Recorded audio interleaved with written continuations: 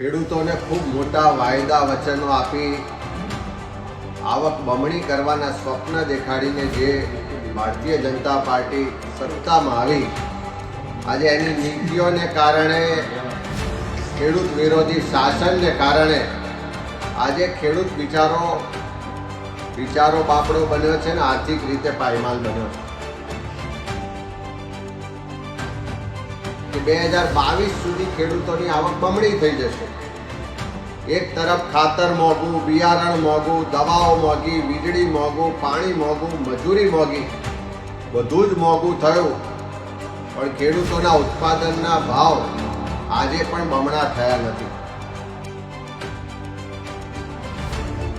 મોટી કંપનીઓ અને કોર્પોરેટ હાઉસને ટેક્સમાં રાહતો મળે, પણ ખેડૂતોને ખાતરમાં સબસિડી વધારવાની વાત આવે તો સરકારને પેટમાં દુખે છે. આ તોતિંગ ભાવ વધારાનો વિરોધ કરીએ છે. ખેડૂતોને મોટું નુકસાન થવાનું. ભારત ખેતી પ્રધાન દેશ અને આ ખેતી પ્રધાન દેશમાં ખેડૂતોનું ક્યારેય પણ કાંઈ ઉપજતું નથી, કેમ કે ઇફકો દ્વારા ફરી વખત એક તોતિંગ ભાવ વધારો ખાતરના ભાવમાં કરવામાં આવ્યો છે. 50 કિલોની ઠેલીમાં 250 રૂપિયા જેટલો તોતિંગ વધારો કર્યો છે. તેને લઈને આજે ગુજરાતની અંદર અલગ અલગ વિસ્તારોની અંદર આમના પડઘા પડી રહ્યા છે. તો નમસ્કાર, આપ જોઈ રહ્યા છો ન્યૂઝ રૂમ ને આપની સાથે છું કૃણાલ આહિર. ખેડૂતો માટે માઠા સમાચાર એટલા માટે કે ઇફકો દ્વારા જે ખાતર છે એ ખાતરની ઠેલીમાં 250 રૂપિયા જેટલો ભાવનો તોતિંગ વધારો કરવામાં આવ્યો છે.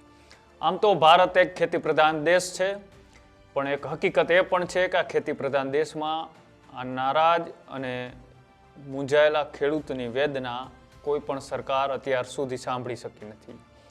અને સાંભળી છે તો ખાલી સાંભળવા પૂરતી સાંભળી છે, તેની ઉપર ક્યારેય ખેડૂતને લાભ મળે તેવા તેમના હિતની કોઈ વાત નથી કરી. ખેતી મોંઘી થતી જાય છે. ખેડૂત ગામડું મૂકી અને હવે સિટીની અંદર વસવાટ કરવા લાગ્યો છે. તેનું એકમાત્ર કારણ કે ખેતી કરવી હવે પોસાય તેમ નથી. મજૂરી એટલી વધી ગઈ છે, ખાતરના ભાવ એટલા, વીજળી એટલી મોંઘી અને મજૂરી કરવા આવતા મજૂરો પણ હવે મળતા નથી. તેને લઈને હવે ખેડૂત ખેતી કરવા માટે પણ રાજી નથી. આ જે ભાવ વધારો આવ્યો છે એ ભાવ વધારાથી ખેડૂત ગમે તેટલો વિરોધ કરશે, પણ આ ખેડૂતની વેદના કોઈ પણ સરકાર સાંભળતી નથી. આવું વર્ષોથી આ ચાલ્યું આવે છે. ભારતીય જનતા પાર્ટીની સરકાર નહોતી કેન્દ્રમાં, ત્યારે તેમને પણ સરકાર બનાવી હતી, ત્યારે ખેડૂતોની ભાવ છે એ બમણા કરી દેવાની તેમને વાતો પણ ચૂંટણી ટાઈમે કરી હતી, પણ તેમને પણ 10 વર્ષ જેટલા વાણા વીતી ગયા. હજી સુધી ખેડૂતની આવક બમણી થઈ નથી, પણ તેમનો ખર્ચ 100% બમણો થઈ ગયો છે. તેને લઈને ફરી વખત જે ઇફકો દ્વારા ભાવ વધારો કરવામાં આવ્યો તેને લઈને કોંગ્રેસના નેતા અમિત ચાવડાએ એક વાત કરી અને વાત કરતા તેમને ખેડૂતની વેદના સરકાર સુધી પહોંચાડવા માટે શું કહ્યું તે પણ એકવાર સાંભળો. ખેડૂતોને ખૂબ મોટા વાયદા વચનો આપી આવક બમણી કરવાના સ્વપ્ન દેખાડીને જે ભારતીય જનતા પાર્ટી સત્તામાં આવી, આજે એની નીતિઓને કારણે, ખેડૂત વિરોધી શાસનને કારણે આજે ખેડૂત બિચારો બાપડો બન્યો છે ને આર્થિક રીતે પાયમાલ બન્યો છે. 2019માં ખેડૂતોની આવક બમણી કરવાના વચનો આપ્યા હતા કે 2022 સુધી ખેડૂતોની આવક બમણી થઈ જશે. એક તરફ ખાતર મોંઘું, બિયારણ મોંઘું, દવાઓ મોંઘી, વીજળી મોંઘું, પાણી મોંઘું, મજૂરી મોંઘી, બધું જ મોંઘું થયું, પણ ખેડૂતોના ઉત્પાદનના ભાવ આજે પણ બમણા થયા નથી. ત્યારે પડ્યા પર પાટું સમાન ઇફકો દ્વારા ખાતરનો ભાવ વધારો કરવામાં આવ્યો છે. NPKના જુદા જુદા ખાતરો જે પહેલા 1470 રૂપિયામાં મળતા હતા 50 કિલોના, એમાં ભાવ વધારો 250 જેટલો કરી અને હવે 1720 રૂપિયા નવો ભાવ આવ્યો છે. એટલે ગુજરાતની જ વાત કરીએ તો 7 લાખ મેટ્રિક ટન જેટલી ખપત છે, અને આટલો તોતિંગ ભાવ વધારો થાય એનો સ્પષ્ટ મતલબ છે કે ખેડૂતોએ હવે ખેતી છોડી દેવી પડશે. ખેતીથી ઘર તો ચાલતું નથી, સરકાર એમાં કોઈ એવી મોટી મદદ કે રાહત પણ આપતી નથી, અને ઉપરથી કંપનીઓ પોતાના ફાયદા માટે વખતો વખત જે ભાવ વધારે છે એના કારણે ખેડૂતો આર્થિક રીતે પાયમાલ થયા.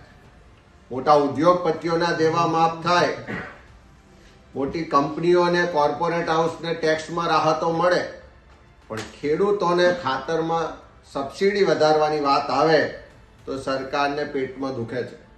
તારા તોતિંગ ભાવ વધારાનો વિરોધ કરીએ છે.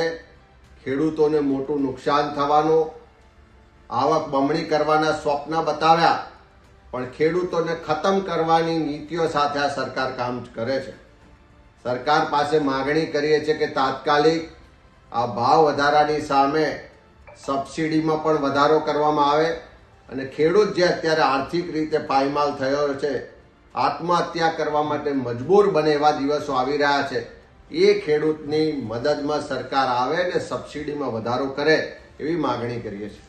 ગુજરાતનો ખેડૂત ગમે તેટલા બરાડા પાડશે પણ તેનું સાંભળવા વાળું કોઈ નહોતું અને હજી પણ કોઈ નથી, કેમ કે આવા ભાવ વધારા અનેકો વખત આવ્યા પણ ચૂંટણી ટાઈમે આ ખેડૂતને લાચારીની અંદર જે લોલીપોપ આપી દેવામાં આવે છે એ લોલીપોપ પોતે સ્વીકારી અને કોઈ પણ પાર્ટીને મત આપી આવે છે, પણ ત્યારે એની ભાવ, એની જે આવક છે એ ડબલ થઈ શકી નથી.